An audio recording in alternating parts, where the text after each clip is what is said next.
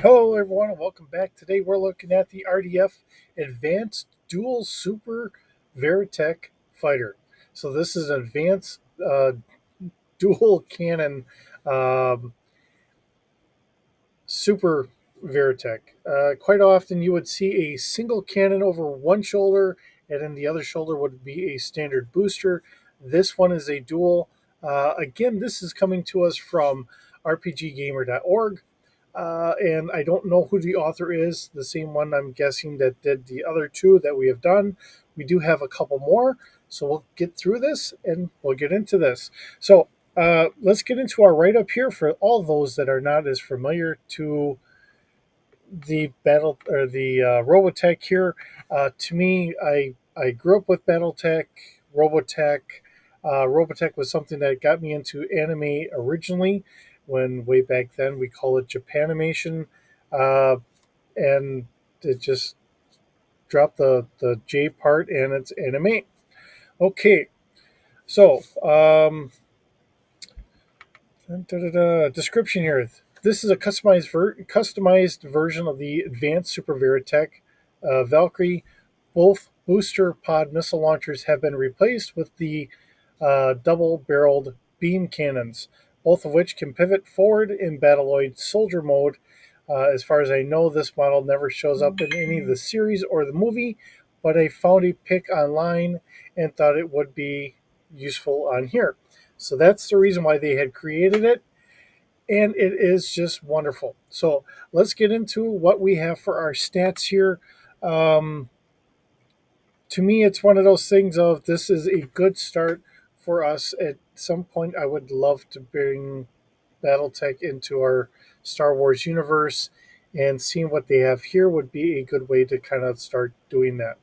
Okay, with that being said, here, this is a United Earth Government, UEG, Robotech Defense Force, RDF, Advanced Dual Super Veritech Fighter. Now, this is going off of the one that's listed here. I think that's the J model. Forgive me for everyone that might be yelling at me. Um, when we're really looking at these, the biggest tales as to which one is which really comes down to the antennas on the head. Now, I'm liable to get this wrong, so if I'm wrong, please bear with me on this. I want to say the A only has a single that comes off the back of the head. The J has a single on each side, so it's two antenna, and then the J has four antenna, two on each side. Now, if I'm getting it wrong, I do apologize. It's been a while since I've gone through every individual one. Um, so I'm liable to get it wrong. I understand that. And if I did explain that incorrectly, you can yell at me as much as you want. I will happily take all of that. So, skills. Now, these become interesting because it's not just one vehicle, okay? So, you're going to need a walker operation of some sort. You're going to need a pilot, a starfighter piloting of some sort. And then when it gets into the Gerwalk mode, you're going to be kind of going a little bit off of both. So Starfighter piloting, Veritech, Walker Operation Veritech, or Veritech piloting, encompassing the training of the unique system. So, however you want to do that, I would say if you want to throw in a third one, like what he's mentioned here, that would encompass both of it. I do agree with that. Otherwise, you're either going to go off of your starfighter piloting or your walker operation. And if you're in your Gerwalk,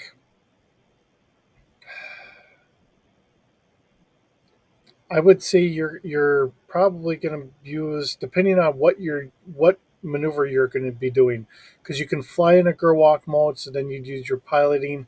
If you're using it as a walker with the legs, then it would be the walker. I think you kind of get the idea. All the gunnery I would probably put in the fighter in the Gerwalk as a pilot or starfighter gunnery. When you're in the Battleoid mode, I would say then it would be a walker. Uh, just kind of throwing that out there. All right. So it's a crew of one. Depending on the model that you're using for the base of this, though, um, you may have one passenger. Just throwing that out there. Okay. We do have cargo capacity of 40 kilograms, consumables, survival rations for about a week. There is no cost to this because it was extremely rare and it was delegated to just being in um, the service itself. Of course, there's no hyperdrive. Does have a nav computer of sorts for short ranges. Has a maneuverability. Now, this is where it all gets fun because it's a 6D in jet mode, a 4D in Guardian slash Gerwalk mode, or 2D in your Battleoid mode. We have a space of 10 in jet mode, 8 in Gerwalk mode, and 6 in your Battleoid mode. And atmospheric, again, we have 120 or 1,200 kilometers an hour in your jet mode, 1,050 kilometers an hour in your Gerwalk mode, and 1,000 kilometers an hour in your Battleoid mode. We have a hull of 6D plus 2. This is at Starfighter scale, so keep that in mind. There are no shields. Sensors, we can do a passive scan out to 2 kilometers with a 0D bonus, an active scan out to 3.5 kilometers at a 1D bonus, an active search out to 4 kilometers at a 2D bonus, and a focus out to 200 meters at a 3D bonus. Looking at our weapons here, we have 2 jet fighter high powered lasers. These are the nose cannons up in front here. Uh, that's going to have a fire control of 3D, damage is 6D. Now we have our short burst, counts as 1 attack per shot. Okay. Let's see. We also have head mounted laser. Now this is where, okay, 2 for the D, for the D, 1 for the VFA. So like I said, it only has the 1 antenna there for the A. 2 for the J, and 4 for the S. So what I was saying before, I'm a little off here. Okay. Um, so it really kind of tells you in the D variant of this, you have 2 antennas, 1 on each side. The A, I was correct on that one. There is only the single one. The J, you have 2, and then the S, there's the 4. So the one that we see here is an S model. Okay. All right. Head turret is underside in jet mode. Um, Now this is going to be a fire control of 4D. It's 1D damage. These were low power kind of lasers. Rick Hunter or shoot, suddenly my mind blanks out. Hibiki, and I don't remember what the last name that they had for Hibiki was, but it's the same character, just depending on which one you're looking at. He used it to kind of open up a hole through a hatch. So he kind of used the laser to kind of, you know, cut through a hole so he could get through a hatch. So he could grab Lisa. Um, Now I can't think of her last name, but she was on board a ship and she had kind of saved her. All right, we do have 6 missile hard points on the wings. So depending on which ones you're using, so we can either have the long range, the medium range, short range. These are really going to be the same types of missiles that we were talking about before in our last one, where for the most part they're all going to be an 8D starfighter scale damage. But the difference is really just that range category. How far out can they go? If you just wanted to make it simple and just say it's all AD, just pick a middle of the road one. That's perfectly fine. However, you would like to play Robotech in your own scenario, that's always going to be up to you guys. You know, I'm just throwing it out here because it is fun and interesting. I know that there is a Robotech role playing game. I don't know much about it. I did not look into it all that much. I figure I've got enough other ones, and this is something I would probably, either I would do a Battletech myself or bring it into a D6. So, kind of going from there. Now we have the gun pod, which was ammo based. Let's see here. This is underneath the jet, or it would be turreted on, I think, probably the right arm. Typically, is what everybody had done. We have a 3D fire control in jet mode, 2D in the Guardian mode, and 1D in the Battleoid mode. Has a 3D damage for a short burst, 6D for a long burst, and let's see, we have a 9D if you're just doing a full burst. Rate of fire, uh, 10 rounds per short burst, 20 rounds, 40 rounds. This is another one of those things. If you want to go with ammo, by all means use that to make things fun and just faster paced. Those are things I never really worried about, but that's me. I don't know how everyone likes to play, and I admit that everyone plays a little differently. So there is 200 rounds on here, but depending on how you wanted to play it, like I said, short burst is going to be 10 rounds every time you pull the trigger, 20 rounds for a long burst, and 40 rounds for a full burst. Um, we have four-arm medium range missile launchers. Now this is turreted, Guardian, Gerwalk, or Battleoid slash soldier mode. If I can speak correctly tonight, that would be wonderful. Fire control is 2D. Has a rate of fire is 4. And of course, this is going to be our missiles. Typically, they're an 8D damage, but whatever range increment you want to go by. We have two double-barreled beam cannons. So this is two twin-barreled cannon systems here. Has a fire control of 2D. Damage is 8D, 7D if you just use one barrel for some odd reason. Say one gets destroyed, then it would be a 7D. Okay. Um, Fires once per round per attack roll. We do have Battleoid hand-to-hand combat. If you're just flat out punching things, a punch in Guardian mode is 4D, in Battleoid mode is 6D. Um, if we're kicking, it's 60 damage in Battleoid mode. A stomp is 4D in Battleoid, limited to target 12 feet tall or less. Body flip slash a block is a 4D in Battleoid mode. He's bringing these in here mainly because these are things that have happened in this series, and I fully acknowledge that, especially when you watch uh, Rick Hunter did it a little bit. Um, Now I can't think of the guy's name. Sterling.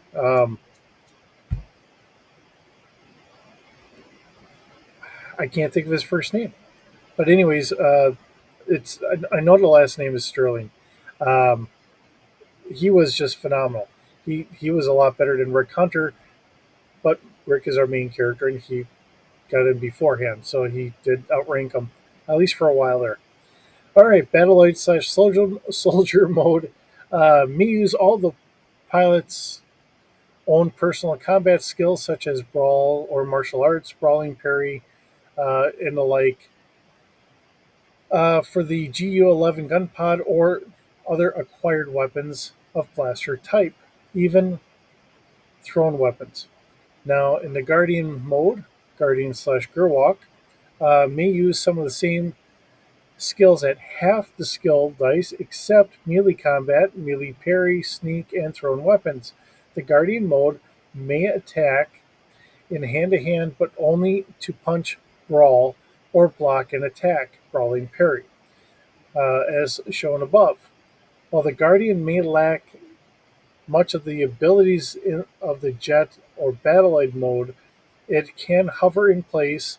The Jet cannot, however, hover.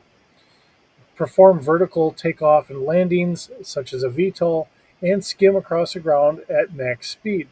While skimming at ground level, it may dodge at full skill dice and also make use of ground structures to cover to help evade airborne enemies.